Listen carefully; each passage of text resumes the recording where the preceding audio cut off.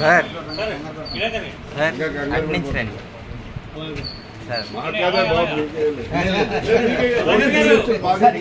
Sir మీరు అలాగే వేస్తే వీడియో రాదు. అటు అటు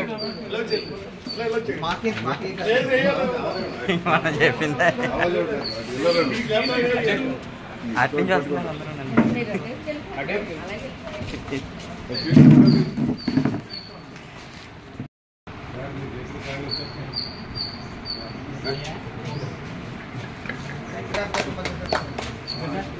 చెప్పండి చెప్పండి.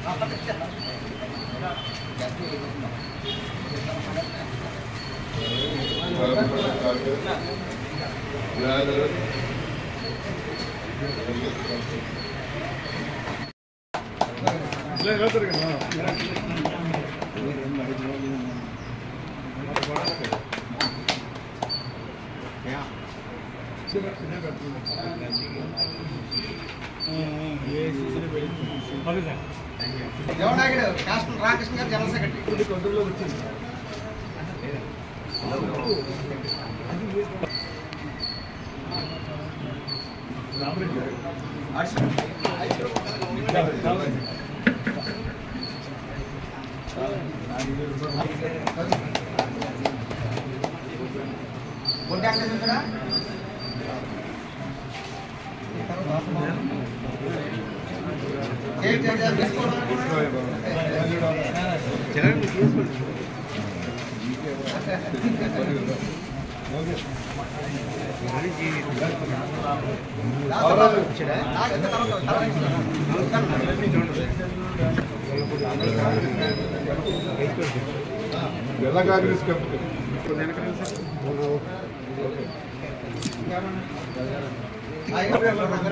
సార్ ఇటు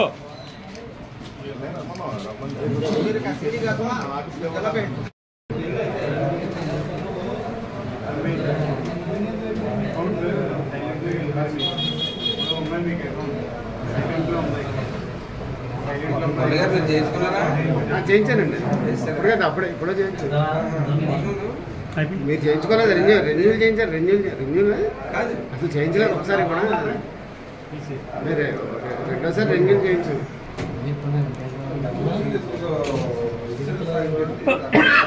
రామయ్య గారు వెళ్ళొచ్చాను సార్.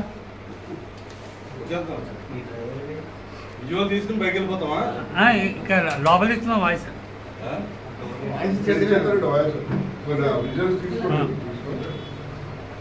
అండ్ ఒకసారి దగ్గర సార్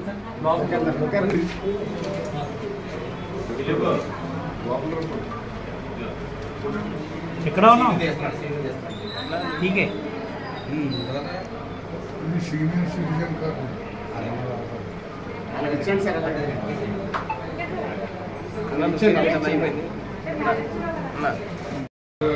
కూడా కార్మికుడికి ఒక పండుగ రోజు వేళ రాష్ట్రం అంతా కూడా ఈరోజు కార్మిక దినోత్సవం జరుపుకుంటారు. మన రాజమండ్రిలో కూడా మన కాంగ్రెస్ పార్టీ తరఫున ఈరోజు ఇక్కడ మన కార్మిక దినోత్సవం భారీ ఎత్తున జరపాలనే ఉద్దేశంతో మన ముఖ్య అతిథిగా కై కృష్ణారెడ్డి గారిన రాష్ట్ర మన కార్మిక సంఘానికి రాష్ట్ర అధ్యక్షుడు ఈయన వేలా మనకి ముఖ్య అతిథిగా చేశారు. అలాగే పెద్దలందరూ రమేష్ గారికి అందరూ కూడా ఇవాళ ఇక్కడికి రావడం జరిగింది. వేరే చోటికి వెళ్ళాలంటే వాళ్ళు పర్మిషన్ కావాలంట. ఏంటి శర్మిలా మేడం ఉద్దండపాలు ఏదైతే గతంలో ఒక 10 సంవత్సరాల క్రితం మన నరేంద్ర మోడీ గారు శంకుస్థాపన చేశారు. ఆ స్థలం ఎలా ఉందో చూసొస్తానని అంటారంటే ఆవిడ హౌస్ అరెస్ట్ చేశారు. లేదంటే ఈ బీజేపీ వాళ్ళు ఆవిడ లేదు నేను పార్టీ ఆఫీస్కి వెళ్తున్నానంటే పార్టీ ఆఫీస్ దగ్గరికి బీజేపీ బహిరంగ దళ బీజేపీ వాళ్ళు వచ్చి కోడిగుడ్లు టమాటాలు ఏంటో మరి ఎంతవరకు సమంజసం? మీ వేళ మీ నరేంద్ర మోడీ గారు చంద్రబాబు నాయుడు దయాదాక్షిణ్యుల మీద ముఖ్య ప్రధానమంత్రి అయ్యాడు. చంద్రబాబు నాయుడు కనుక ఆ సపోర్ట్ విత్డ్రా చేసుకుంటే నరేంద్ర మోడీ గారు ఢిల్లీలో పల్లీలు అమ్ముకోవాలి. మీరు ఆయన వెనకాల అరుపులు అరుచుకుంటూ పల్లీలు మీరు అరుచుకోవాలి. అలాంటి స్థాయికి మీరు వెళ్ళిపోయే పరిస్థితి ఉంది.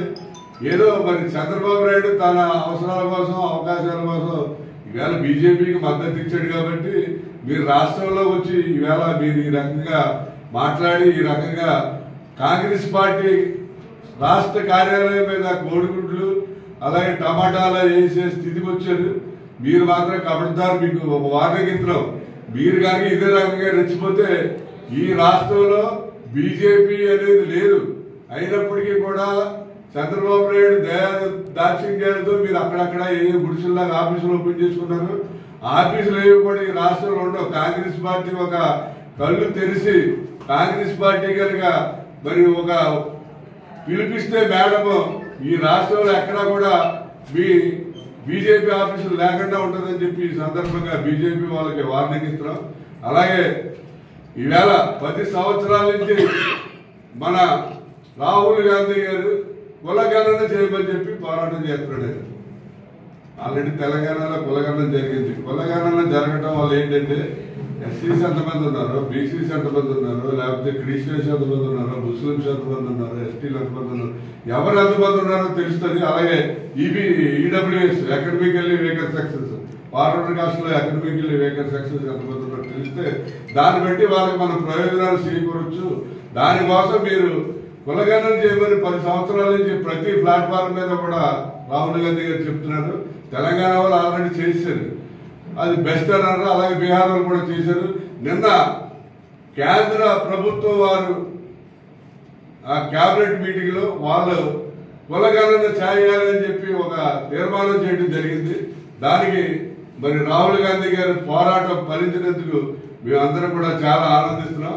అలాగే కేంద్ర కేబినెట్ మరి కులగణన చేయాలని ఒక నిర్ణయం తీసుకోవడం వల్ల దానికి మేము కేంద్ర కేబినెట్ ని కూడా అభినందిస్తున్నాం. ఎందుకంటే చాలా మందిలో అపోహ ఉంది, ఈ కులగణన జరిగితే ఎవరైతే ఫార్వర్డ్ క్యాస్ట్ ఉన్నారో వాళ్ళకి రిజర్వేషన్స్ రావా.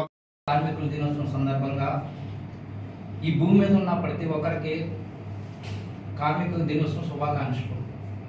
అట్లాగే ఇప్పుడున్న ఈ కూటమి ప్రభుత్వం కార్మికులకి ఏదన్నా చేసింది అనేది ఒక ఈ రోజుకి ఒక స్టేట్మెంట్ కానీ ఇవ్వకపోవడం బాధాకరం.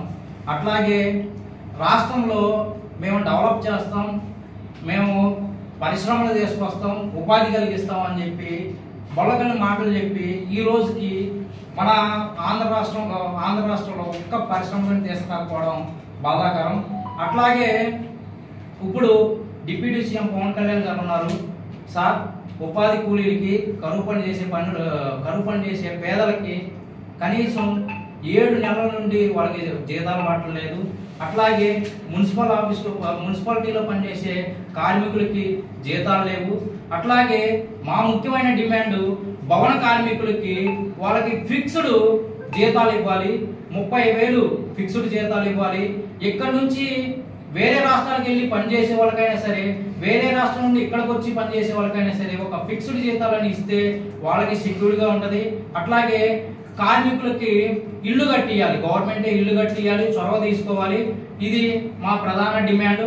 అట్లాగే బీజేపీ గవర్నమెంట్ నిన్న ఒక చెత్త పని చేసింది. ఏంటి అంటే ఆ షర్మిలా మేడం గారు రాజధాని గురించి, ఆ రాజధానిలో ఉన్న ఇంతకుముందు మోడీ గారు వచ్చి వెళ్ళింది జస్ట్ చూసి రావడానికి మీరు భయపడి మేడం గారి మీద హౌస్ అరెస్ట్ చేశారు.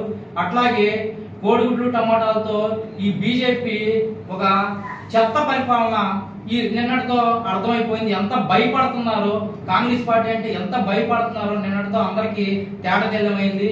అట్లాగే ఈ రాష్ట్రంలో ఉన్న కార్మిక శాఖ మంత్రి ప్లీజ్ దండం పెడతానయ్యా, ఏ రోజన్నా బయటకు వచ్చి కార్మికుల గురించి 4 మాటలు మాట్లాడని నేను ప్రధానంగా డిమాండ్ చేస్తున్నాను. అట్లాగే ఏదైతే ఇది ప్రమాదకరం ఉందో డిసిసి గారు విశ్వేశ్వర రెడ్డి గారు ఈ పథకం ఏదైతే పెట్టారో ఇదైతే చాలా మంచిది.